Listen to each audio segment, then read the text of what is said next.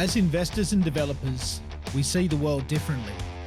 This podcast uncovers the untold truths of what it really takes to become a multi-million dollar residential developer. I'm Nathan Battershall. Let's get to work. Well, welcome to another episode of The Residential Developer. My name's Nathan Battershall. I'm the host of this podcast, and today we're really privileged to have a special guest with us today. We've got Blake Sanders from Sanders & Co. Good to have you in, Blake. Thank you. Happy to be here. And for those who don't know, Blake runs an incredible private certification company, very specialised, especially under the Low-Rise Diversity Housing Code, which we're going to spend a little bit of time talking about today. But do you want to just tell us a little bit about yourself personally, career-wise, what got you into private certifying, all that sort of thing? Yeah, actually, a good friend of mine from high school got me into it many years ago. I didn't really know much about it, and I knew that he did it. When he explained it to me, I was interested and did the study, and then a few years later, he gave me a job, and I worked in a company in Sydney that was a national company.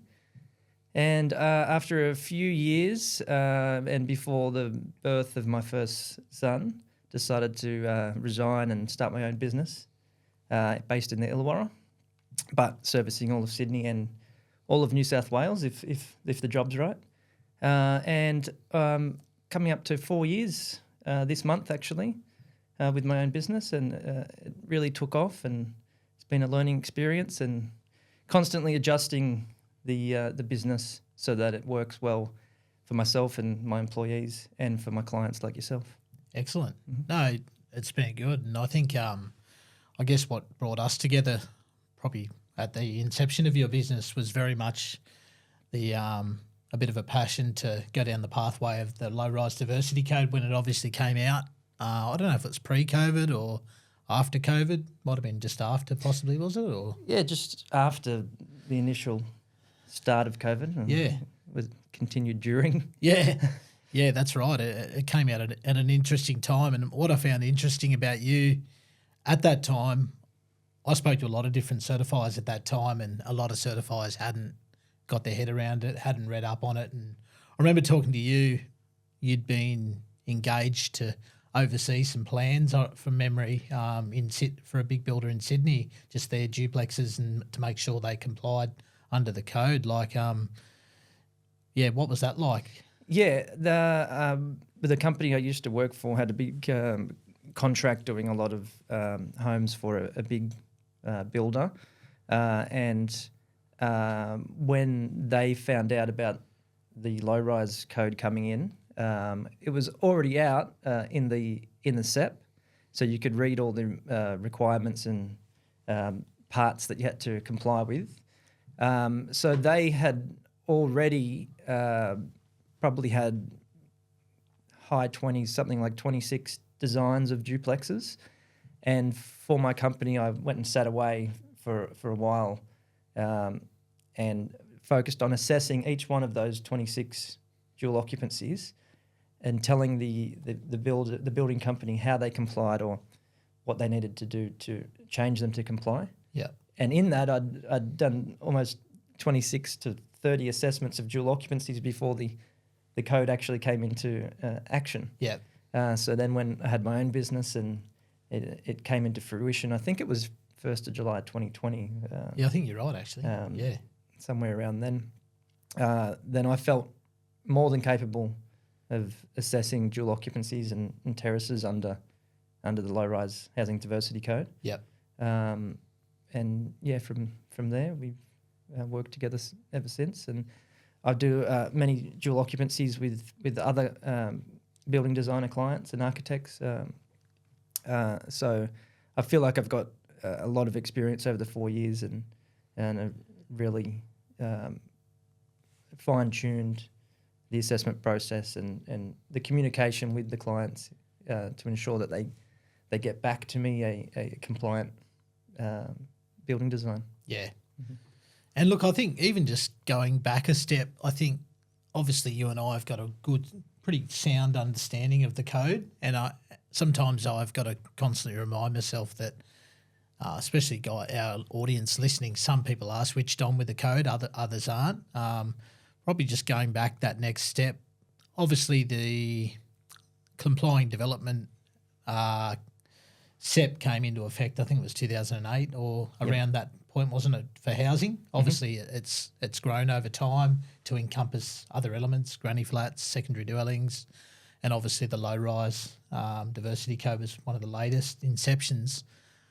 Do you want to just break it down in, I guess, in simple terms, just for someone listening who maybe they're from another state, they want to start to dive into doing some projects in New South Wales, or maybe they've generated some amazing wealth, they want to do some developments and projects, but they don't realise there's two different pathways, planning pathways. Do you want to just give us a rundown from a certified point of view of what a CDC is versus a DA? Yeah, so CDC stands for a Complying Development Certificate, and it is a development consent, just like a determination from a council is a development consent. They both come under parts or sections of the Environmental Planning and Assessment Act. And like you said, back in 2008, the New South Wales government saw a need for a building approval process that had strict guidelines, but was also effective for the occupants of that building and for neighbours. So they set those strict requirements, and it's a fast track approval process that combines the consent part, the planning part of the approval, and the construction part. So with a development application, you'll get consent, but then after that you need a construction certificate to start work. With the Complying Development Certificate, it's a all-encompassing approval where you get the planning approval and the construction approval all in one.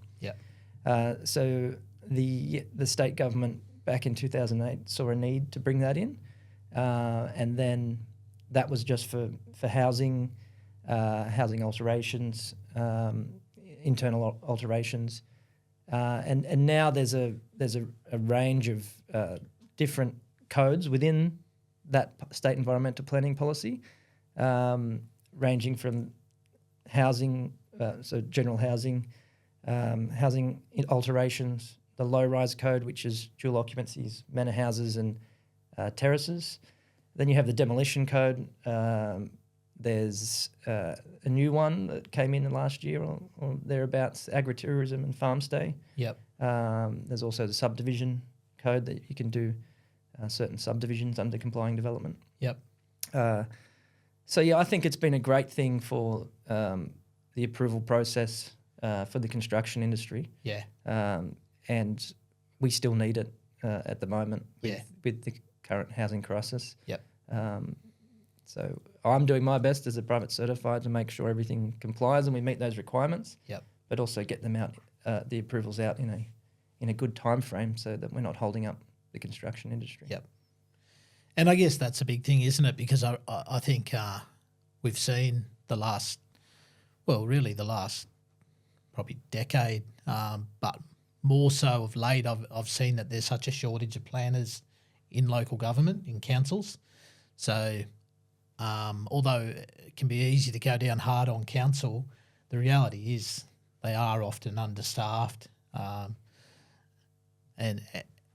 and as a result, the low-rise code or just general CDC code is great because if it fully complies, it takes the pressure off council. It does, yeah. But it also creates industry. Like I remember when you started, it was just yourself, but now you've got a great team behind you. You've been able to employ people, and you're obviously you're looking for more people as well. It's a great way to create employment and and local people too within the area within your sphere too. So I think it's great for that aspect. But like in terms of, so when the low-rise code came out, obviously you're ahead of the game. Have you found that most consultants and clients have adapted well to really getting a good, strong understanding to the code, or have you found it was a bit of a slow process to get people up to speed on? No, I think most designers and consultants picked it up pretty quickly. In saying that, there are a lot of parts to the assessment. An assessment of a dual occupancy starts with planning, whether or not the site allows the permissibility of a dual occupancy. Then you look through the design, and there's up to 60, 65 different sections with subsections where I have to check the design against that requirement. Yep. So it takes a long time to work through that part. And then you get to the low-rise design guide, which has another dozen, more than a dozen, multiple dozen parts that you have to check that the design is suitable. Yes. Not just from a planning perspective, but from an amenity. Yep. And providing a building that is suitable for occupation for the developer who may live in one of them. Yep. Or if they on-sell it to future owners. Yep. Decades down the track, that we have a suitable building to live in. Yeah. To today's standards. Yep. And then after that, then I have to do a building code check. Checking fire separation, checking even setbacks for external fire separation. Checking the stormwater drainage. There's so many different elements to an assessment of a dual occupancy that it can take days before I finish one, and then get the list of requirements back to yourself or the designer to then make those adjustments. Yep. And so I think everyone has really adjusted well, because most of the designs I get are so close to compliance that there's only usually less than a handful of items that need adjustment to bring it into compliance. Yeah. Yep. In terms of pre-checking, have you obviously making sure that a site is suitable for a compliant development is obviously one of the biggest key elements, especially if someone is either buying a site or they've recently purchased a site. There's no just because it's within the right zoning. I've seen this where some people just think, great, we can do a CDC without checking overlays, without checking obviously different restrictions, whether it could be a flood.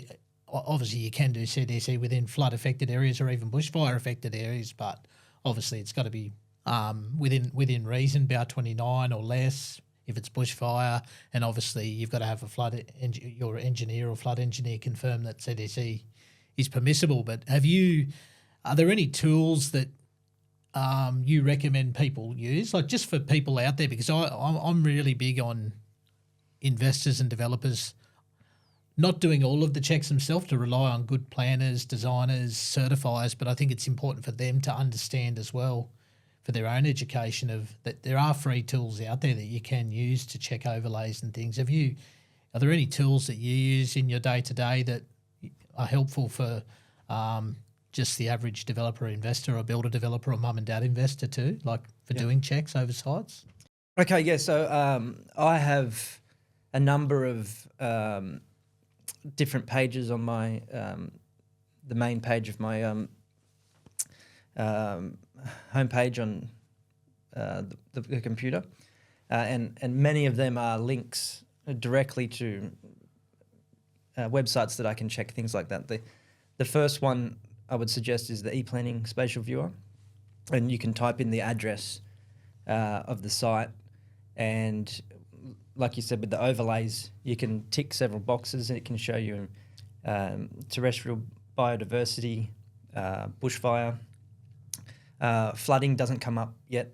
The mapping isn't great for flooding anywhere in New South Wales.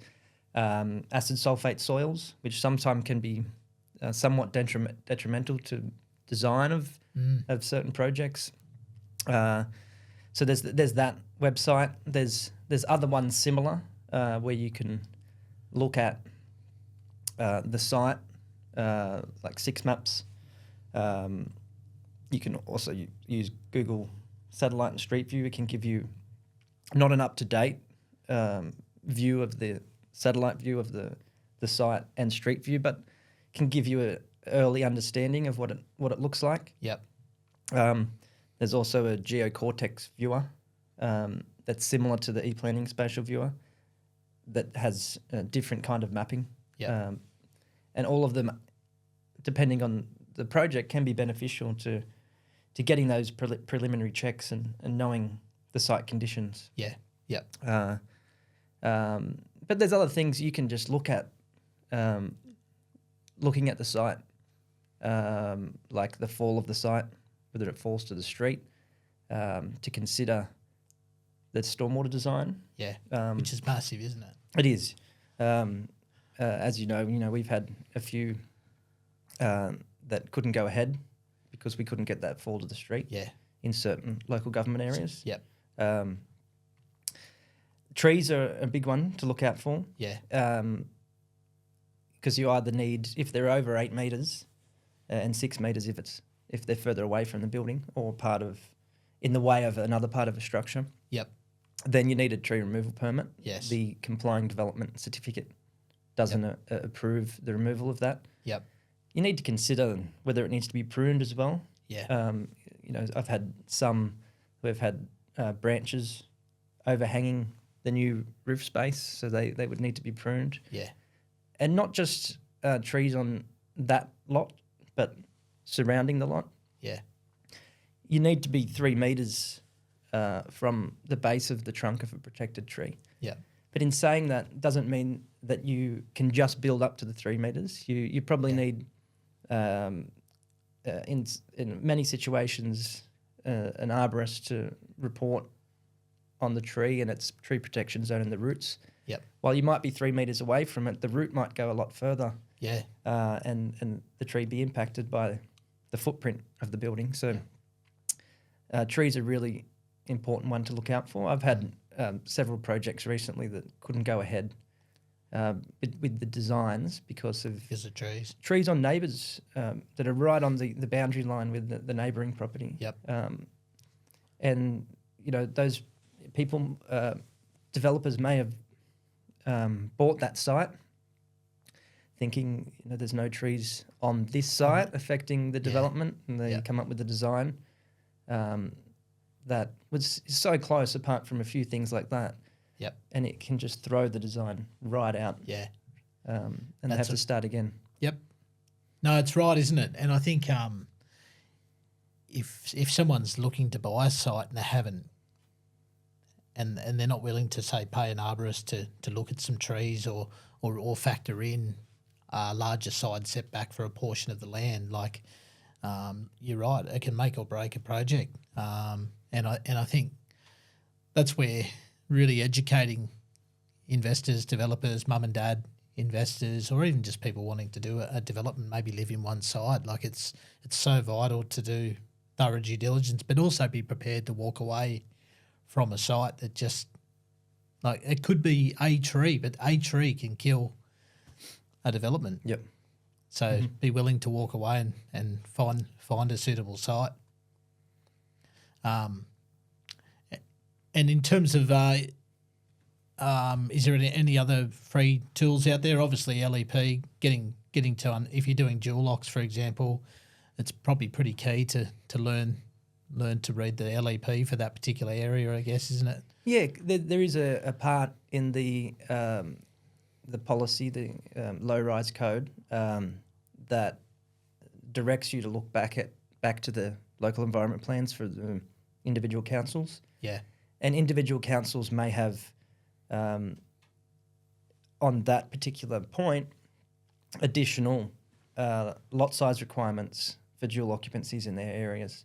So while under the low-rise housing diversity code and under the state policy, you can do a dual occupancy on sites as small as 400 metres squared. Yeah. The individual council may have higher limits on that. Yep. They may have maybe 450 in that local government area. Yep. or 500 or 550, and in some cases up to 800. Yeah.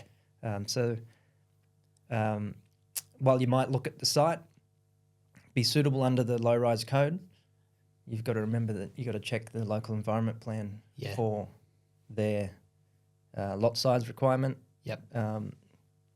And they also have complying development requirements within that as well. So they'll have, I need to check the complying development requirements, and then they have a schedule of requirements under complying development as well. And some councils don't have any, Yep. or not many Yep. items, and some have quite a lot more.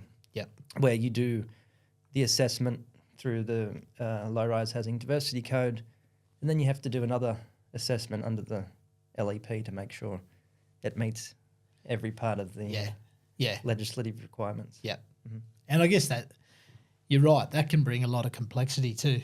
And I guess it's sort of it's hard. Sometimes I find it's hard for people to understand the different hierarchies of the different codes. Obviously, you've got your DCP, which is your council's development control plan, which is obviously relevant to a DA.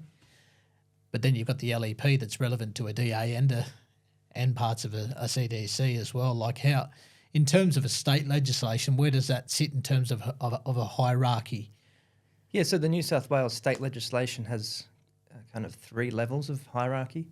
You have the acts, which are the laws that come out of bills in Parliament. Yep. And then those acts usually have corresponding regulations. Yep. They may have 1 or 2. In the case of the Environmental Planning and Assessment Act, it has 2 sub-regulations, one for development certification and fire safety that you use for DAs and construction certificates, and it has a separate one for Environmental Planning and Assessment Regulation, which you look at for complying development applications. Yep. So it moves down the hierarchy from acts, regulations, and then instruments. Yep. And that third level is where you have the state environmental planning policies and the local environment plans. Yep. And they're the parts of the legislation. But like you said just before, as councils don't just have the local environment plan, they have the development control plans, which have additional controls. Yes. That you have to check first, which one of those is stormwater. Yep. So when I do an assessment for a dual occupancy under the low-rise code, I then have to go check the development control plan and look at the stormwater design to make sure that it complies with the development control plan of that council area. Yeah. So there's a lot of complexity around it. Yep. And I think that's where, I guess some investors and developers can get it mixed up. I see this often where they may have done a couple of DAs in a particular council and they'll say, "Oh, we only need a 6 metre setback," and they're looking to do a CDC, and it's like, well, this neighbour's 10 metres and this other one's 9 metres, so you've actually got to be the average of the two, 9.5. Yeah, that's a really important one that you just brought up, which goes, up at that level of importance with site falls for drainage and trees. The other really big important one is your neighbours' setbacks. Yep. If you have 2 neighbours within 40 metres of the lot, then you have to have your setback has to be an average of those 2. Yes. And that the reason for that is to create a streetscape that's consistent. Yep. So that you don't have 2 houses that are further back from the street and then a brand new dual occupancy that's really close to the street. Yeah. It affects the streetscape and the flow of the buildings along the street. Yeah.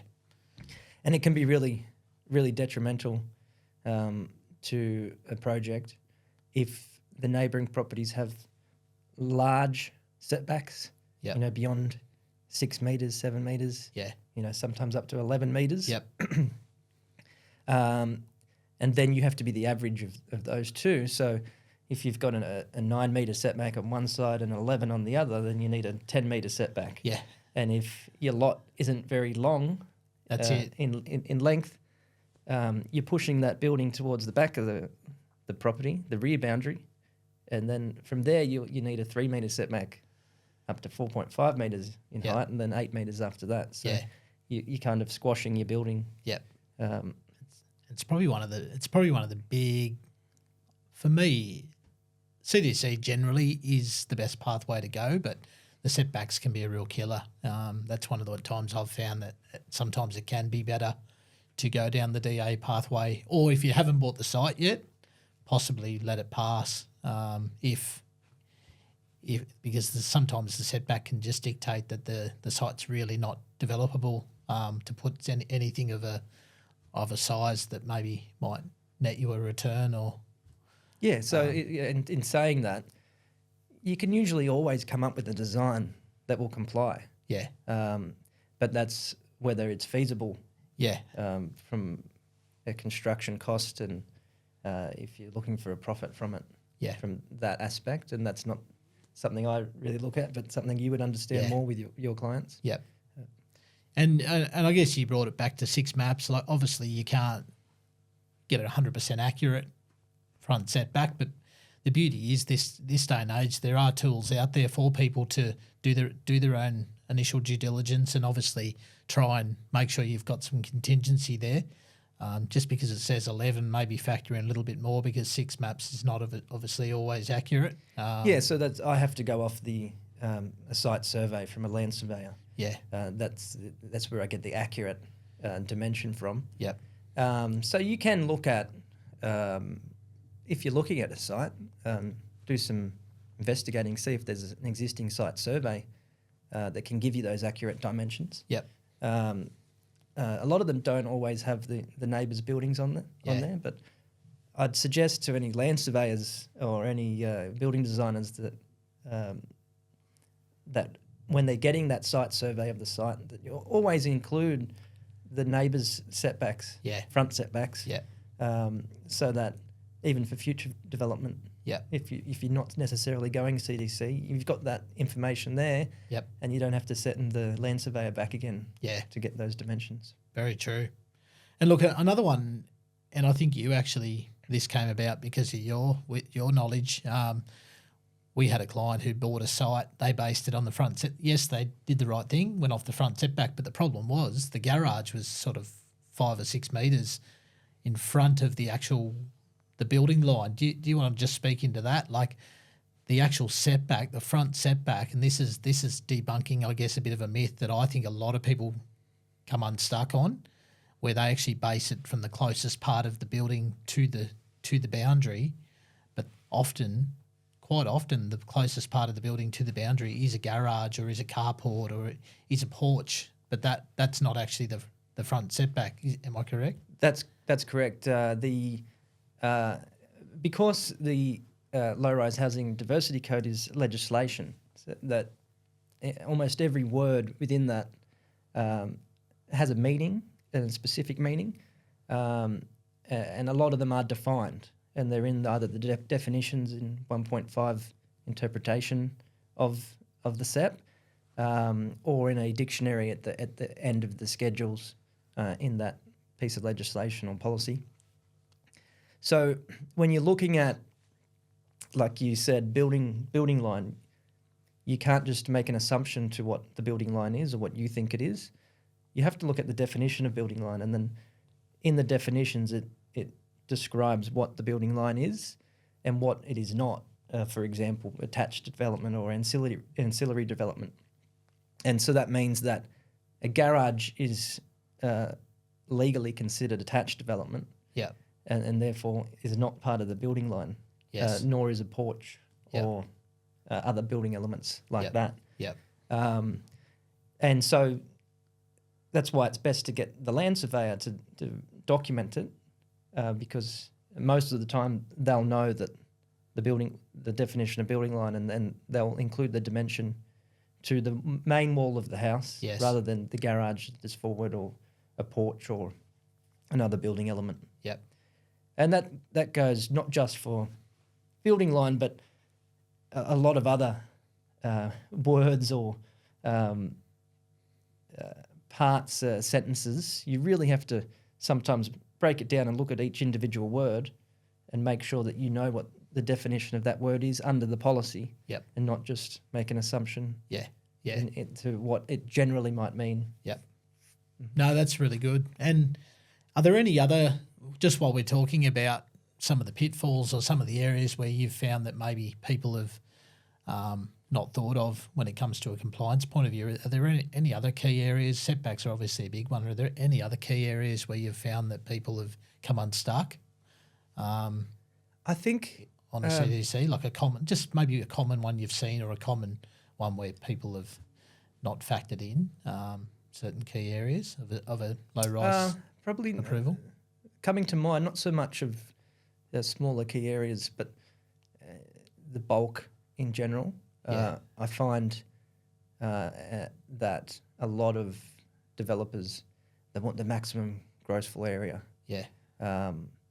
That might not necessarily be suitable for the site. Yeah. It might comply. You also need to then get your landscaping to comply. Yeah. So you're pushing the limits on gross floor area and landscaping.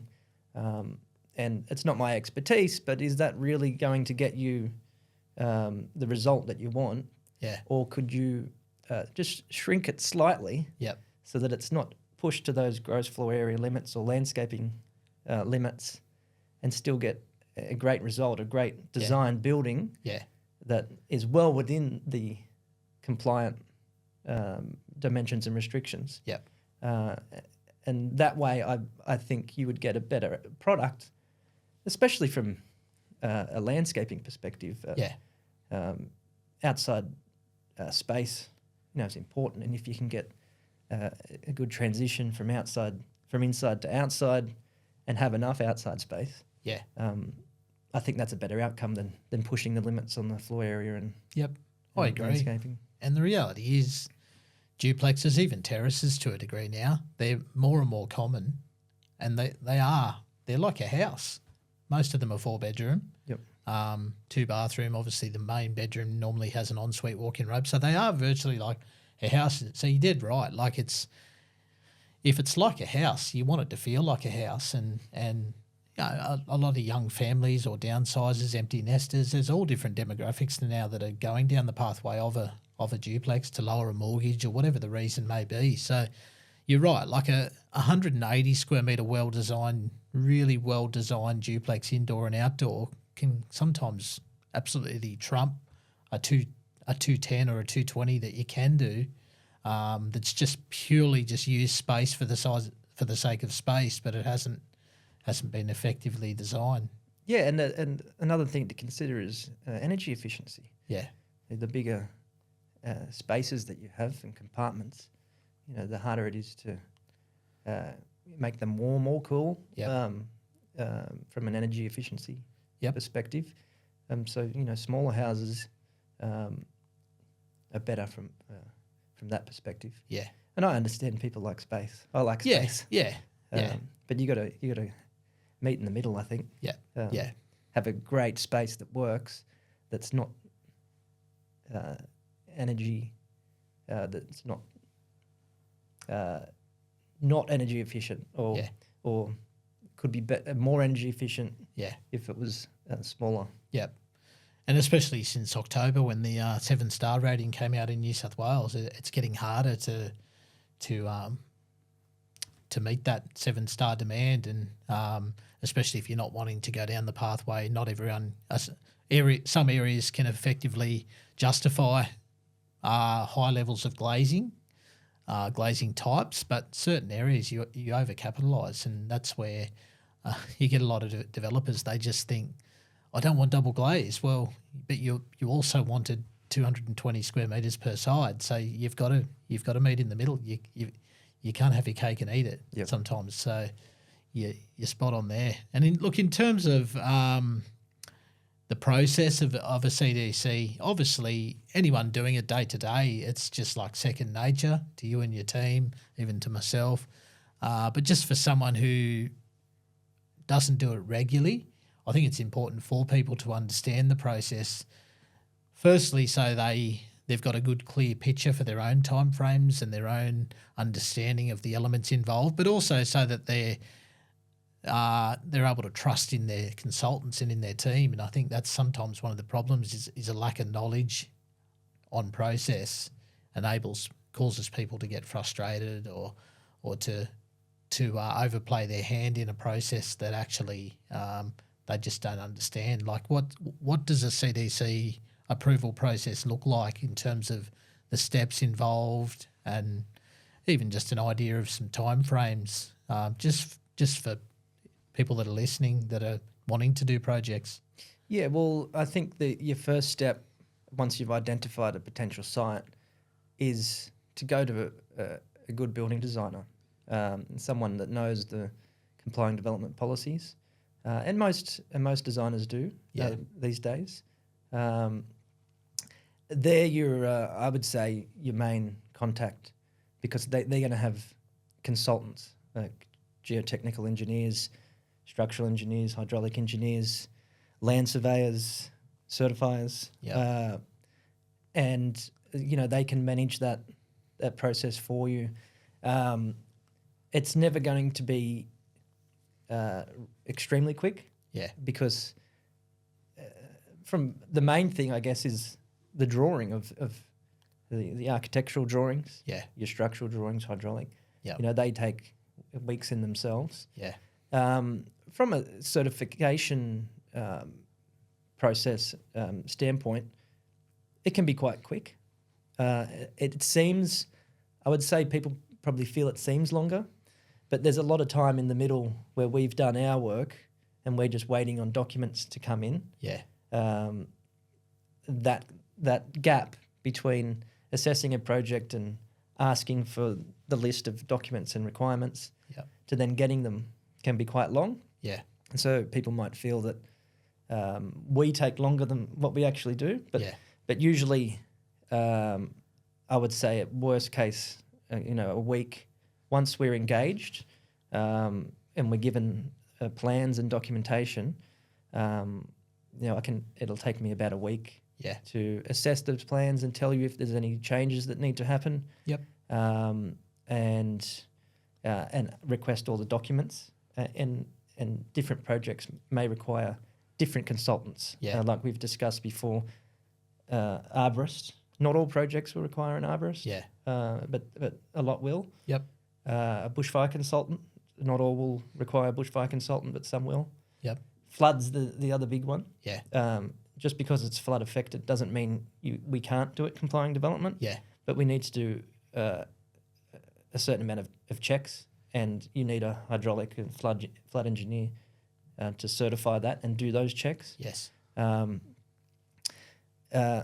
So you've got a lot of consultants to get the documentation and requirements in the package after we've assessed it, and then it'll come back to us either with a few documents at a time. In that case, in a couple of days or 2 to 3 days, we can give you an update, say, yes, that's document suitable, it met all the requirements. And then, there might be a few weeks where there's only a few documents left, and as they come in, we assess them, mark them off, and once we have everything in order, we can approve it either that day or the next day. It's just a matter of typing up the certificate. And doing our due diligence and making sure all the documents are in order and we have everything that we need. And I guess one of the ones we found, probably we learnt the hard way a couple of years ago, was the Section 138s, like not getting those early in the piece, because it's all well and good getting just about everything ticked off on a duplex design, but if you need 2 driveway crossovers, the whole thing might comply, but if council's not accepting of a second driveway crossover, they might want one. Every council's different. Do you find that's a key thing? Like, we actually do it earlier in the design piece now before we even go too far with the assessment, because it can firstly hold a project up, but secondly, it can actually change the whole design if council isn't Yeah, satisfied with that. Definitely, and that's location. another one of those items that you have to go back to council for, even though it's complying development and you can use a private certifier. There are certain parts where you need council approval, and Section 138 driveway approvals are one of those. Yeah, People have asked me, do I need this before or can I get it after I've submitted the application?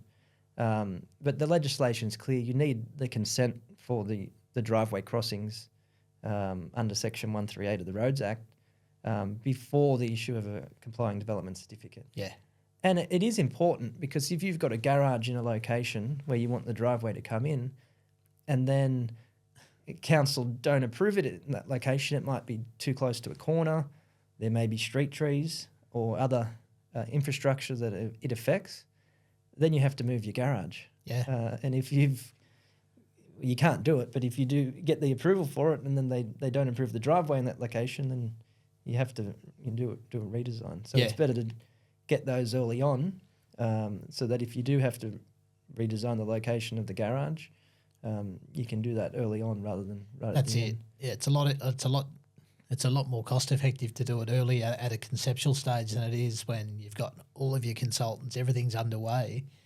Yeah, you're spot on. And That's not the only one. There's in certain council areas, more regional council areas, you'll need a Section 68 yep, approval for water, sewer, stormwater works from those councils, which can take a number of weeks as well. yeah. And what about tap-ins as well? Do you find that can sometimes hold things up if you're looking to do encasement or anything like of that nature too? Where have you seen that where that's held up an approval where someone forgot to get a peg out or to get like an approval, whether it be with Sydney Water if you're within that catchment area or somewhere else? Have you seen that hold up projects at all? Yeah, to a certain extent. Lack of planning. So it's good early on if you've got your footprint and your excavation depths to do that Sydney Water tap-in application. If it's not close to any infrastructure or assets, you can get a green light, an approval document straight away. Yep. Other situations may require a manual assessment from individual person at Sydney Water. Yep. They can also then give the green light, but in some situations where it will affect an asset or infrastructure, it'll come back, red, not approved, and you have to go to a water service coordinator, and you have to get, if it's the sewer, for example, a plumber to do peg out a diagram of where the sewer is and the depth that it is, and then the water service coordinator can then give you the approval subject to requirements. Yes. Which may be, footings or piers to a certain depth or keep a certain distance away from the sewer. And that can take a number of weeks from the water service coordinator, but generally they're pretty onto it, most water service coordinators, and I'd say consistent in their timeframes in getting back to you. So if you factor that in as a possibility, then you should be fine. And I guess the beauty is a lot of this can be done prior to submitting for that final assessment, can't it? Yeah, it'd be great for me if I had everything, in a perfect situation. Yeah. You could submit every document and every consultant's work to me in an application. Yeah. And if it ticks all the boxes, then it could be ready for approval. Yeah. After one submission. Yeah. And that would help me with giving you a list of requirements and assessments. Because every time I find a non-compliance, then I check it a couple of times. Yeah. And sometimes if a compliance that might be borderline, I'll have to check a few times. But if a project's easy to assess, it's clear that it complies, and you have all the documentation in order. Yeah. There's no reason why it can't be approved within a couple of days. Yeah. Or a few days from submission of all the documents. Yep. Now, what about just going back a step? Because I think that's the perfect scenario, isn't it? If if you're able to get all the ducks in order. But I guess there are some people out there where they want to get the confidence of that it's on the right track from an approval point of view before they engage too many consultants and spend a lot more money on engineering, structural, stormwater, the whole works. Obviously, you can't do a full assessment when you don't have all of those moving pieces. But I guess from a low-rise diversity code point of view, you can do, if the architecturals are in order, I guess you can do quite a extensive assessment from a compliance point of view. Do you find that that's a common thing that people will do? They'll give you a really detailed architectural set so you can begin that initial process? Yeah, most of the time. People don't want to take that risk to get structural design, hydraulic design, when the setbacks might change and then the slab set out has to change. Yeah. Or there's certain elements, frescoes or patios that can't be there. Yeah. Then they have to be removed from the structural plans. Then you have to do an amendment, and there'd be a cost for that. Yeah. That's probably where the designer would, if they're an excellent designer and they're confident that everything complies, then you could potentially get all those ducks in order. Yeah. Based on that confidence. Yeah. And I suppose if you've got a budget that allows a few variations from a structural engineer or hydraulic engineer or even the designer, it may be quicker to factor in a couple of variations so that you're just adjusting a structural design just slightly, which might only take a few days, as opposed to, okay, now it complies, we need the whole design, which might take another few weeks. Things to consider. Yeah. But in an ideal world, if you have every document in order, makes your life easier. Yeah, my life easier, and you can get the approval quicker. Yeah, so, exactly. And time's a huge factor now. I think obviously CDC is a lot quicker than a DA pathway, but a lack of planning or a lack of understanding the process, and that you can organise 138s and all different things prior to submitting. You're right. You can get a faster approval if that's all planned. What about just talking about a few things, because I'm sure you get it, like just people that have doing their first development, they'll ring up and they'll want you to virtually assess the site for them without engaging you, without understanding that actually you're bound by certain laws and regulations too in your industry. Like, just for, I guess because our listeners some of them are novice, first-time investors, a lot are more experienced, a lot just lean on planners and their design teams. But just for people out there, are there some areas that you just can't go into in terms of basically advising or giving knowledge without being engaged? Like I know we've had chats about it before. Are there some things just to help educate listeners out there from a certified point of view? We can't be involved in the design or give you design advice. Yeah. You kind of have to look at it as if I use this analogy that we're like a school teacher and it's an assignment for you. Yeah. And you're submitting the assignment to me and then I'm marking it. Yes. And you need to get 100% in this assignment. But I can't assist you with the right answers. Yeah. You need to present it to me. I can't be involved in the design. Yeah. But I can give general advice on certain aspects. Yeah. But in saying that, we have so many projects where we kind of need to be engaged. Yeah. So that we can start that process, because you might ask one question about a certain aspect of the development, and then you think, great, I can get that to comply. But because, as I said earlier at the start of our conversation, there's potentially over 100 different checks. Yeah. And just looking at a design, I can't see all of those. It takes time and diligence to go through each one of those. Yep. And it might be a small thing that I get to that you can't just see from looking at the plans or elevations. It takes that whole process to identify a small non-compliance. Yep. So yeah, we can't be involved in the design. Yeah. So it's better to engage us straight away. Yep. Because then we can do the assessment, and then from that assessment, then you can make your adjustments. Yeah. And in terms of engagement, like, when can you get engaged in a CDC project? Can you get engaged right at the end of the process, just before it gets approved, or is it better to get engaged earlier in the piece? Yeah, well, getting engaged at the end, if you're confident that you have it in order, like we were discussing before, that can make the process really, really quick from the certification perspective. But if you need us there to check the design, then I'd suggest that once the architectural plans, you have a draft copy, that you engage us Early in the piece. to assess them from the architectural plans completion stage or draft stage.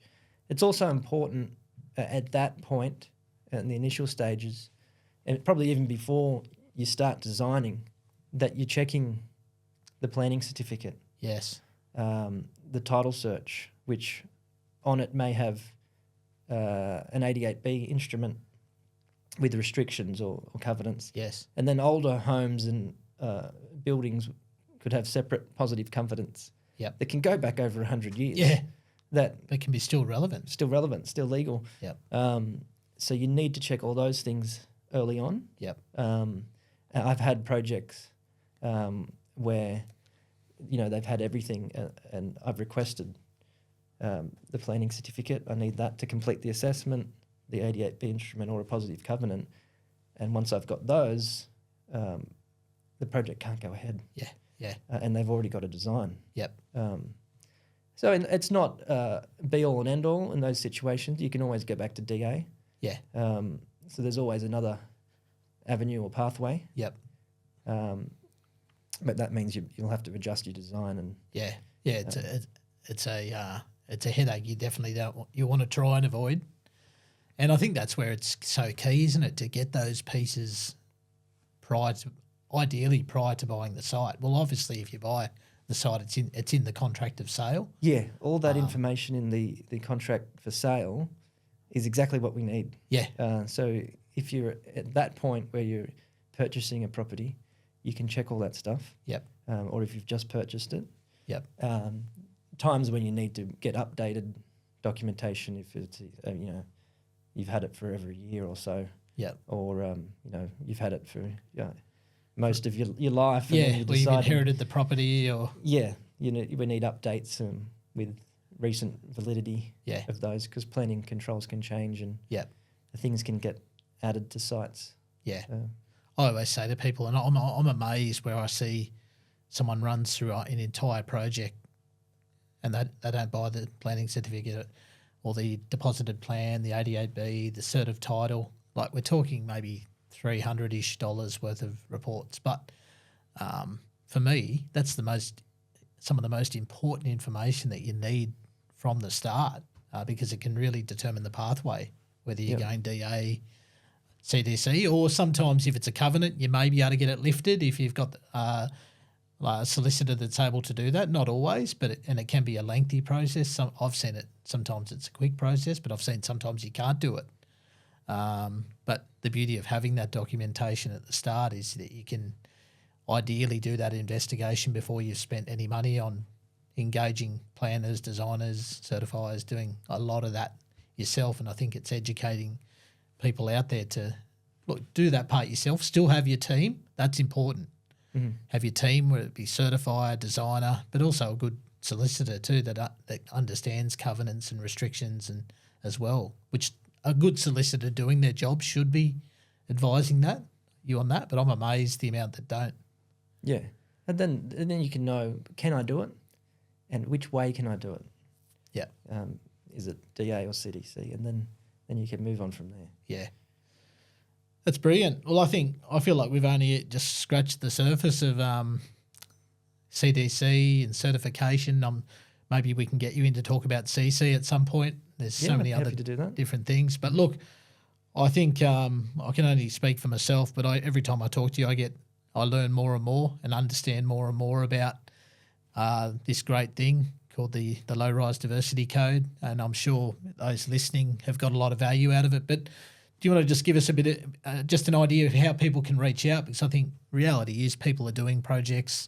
I talk a lot about having a dream team, and I think a good certifier, is someone you need to get. And I think gone are the days, and I definitely don't encourage people shopping around and just not being loyal. And like, you've got to build a long-term team and people that you want to work with. And I think I've just found you to be that, like someone who's really good at what you do. You've grown your team. You're very thorough. So how do people reach out to you? What's the best way for people listening to get in touch, and if they want to do a project or engage Yeah, you can just check the website, sanderscode.com.au. On there's 2 emails. You can access myself through info@sandersco.com.au, or my admin team is admin@sandersco.com.au. If you're an architect or a developer and you're looking at a project, we can give you a rundown of our expectations and our requirements from building code perspective and from planning perspective, what we expect and need on an architectural plans from a base standpoint before we even do an assessment. I've done that recently with an architect, so gave them a rundown of what my expectations are. So that way when they're designing, they can meet my expectations so that I can, assess it easier and approve it quicker. If you want to get engaged to start looking at projects and see our process, then we'd happy to discuss. Very good. Well, it's been good to have you on, mate. Thank you. Heaps of insight. No, look, thanks for tuning in. I'm sure this was insightful. Look, if you really enjoyed that episode, I want to encourage you, reach out to Blake and his team, but also feel free to share this episode. Share it around with colleagues, with friends, with family, and don't forget to like and subscribe to the channel. Thanks for listening, and we'll see you next week.